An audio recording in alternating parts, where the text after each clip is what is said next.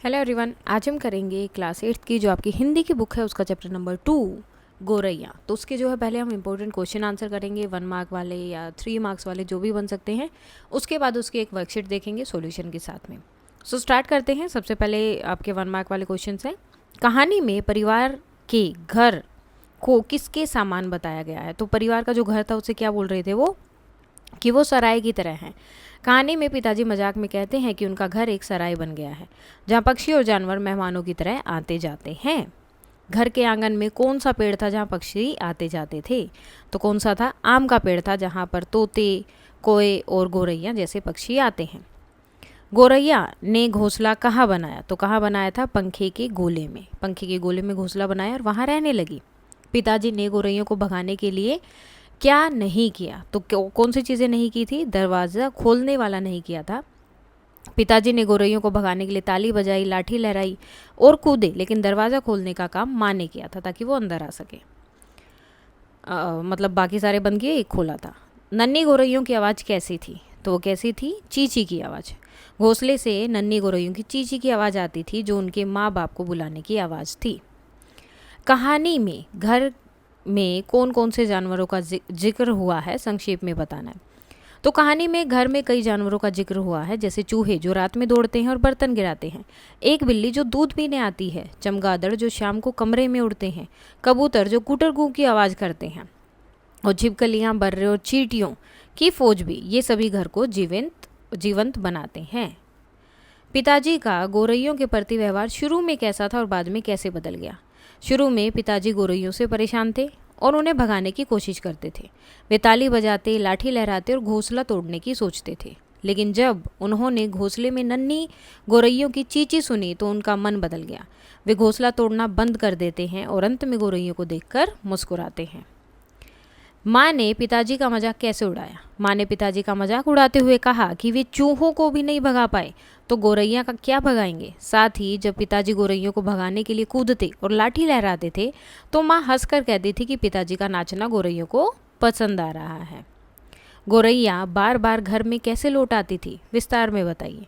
गोरैया बहुत चतुर थी और बार बार घर में लौट आती थी। पिताजी उन्हें भगाने के लिए दरवाजे बंद करवा देते थे, लेकिन गोरैया दरवाजों के नीचे की जगह या टूटे रोशनदान से अंदर घुस जाती थी। पिताजी ने रोशनदान में कपड़ा ठूसने की कोशिश की, लेकिन गोरैया फिर भी रास्ता ढूंढ लेती थी। माँ ने बताया कि गोरैयों ने अंडे दे दिए होंगे, जिस कारण वे घोंसला छोड़कर नहीं जा रही थी। इस तरह उनकी चतुराई और दृढ़ता के कारण वे बार बार लौट आती थी।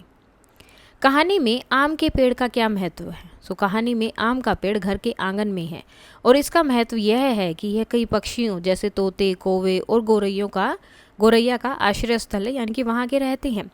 यह पेड़ घर को जीवंत बनाता है और प्रकृति का प्रतीक है। पिताजी मजाक में कहते हैं कि दिल्ली आने वाला हर पक्षी उनके घर का पता जानकर इस पेड़ पर आता है। यह पेड़ कहानी में प्रकृति और जीवों के साथ परिवार के सह अस्तित्व को दर्शाता है।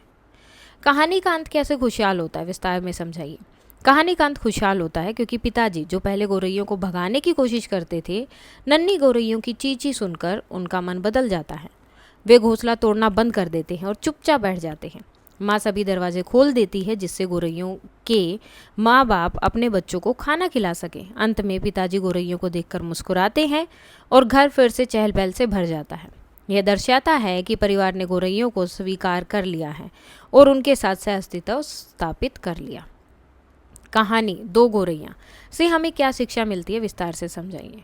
सो कहानी दो गोरैया हमें पक्षियों और सभी जीवों के प्रति दया और प्रेम की शिक्षा देती है।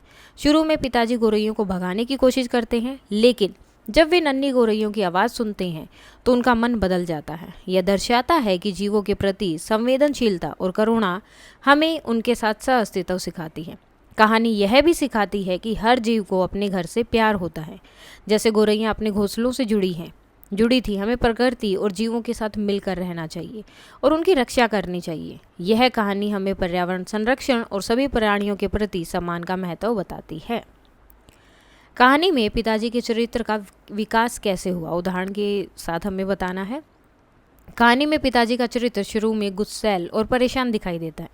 वे घर में आने वाले पक्षियों और जानवरों से तंग आकर मजाक करते हैं कि उनका घर एक सराय बन गया है। जब दो गोरैया घोंसला बनाती हैं तो पिताजी उन्हें भगाने के लिए ताली बजाते हैं, लाठी लहराते हैं और कूदते हैं। वे रोशनदान में कपड़ा ठूसते हैं और घोंसला जो है तोड़ने का फैसला करते हैं, जो उनके गुस्से और हट को दर्शाता है। माँ के व्यंग्य जैसे कि चूहों को न भगा पाने की बात उनके गुस्से को और बढ़ाते हैं।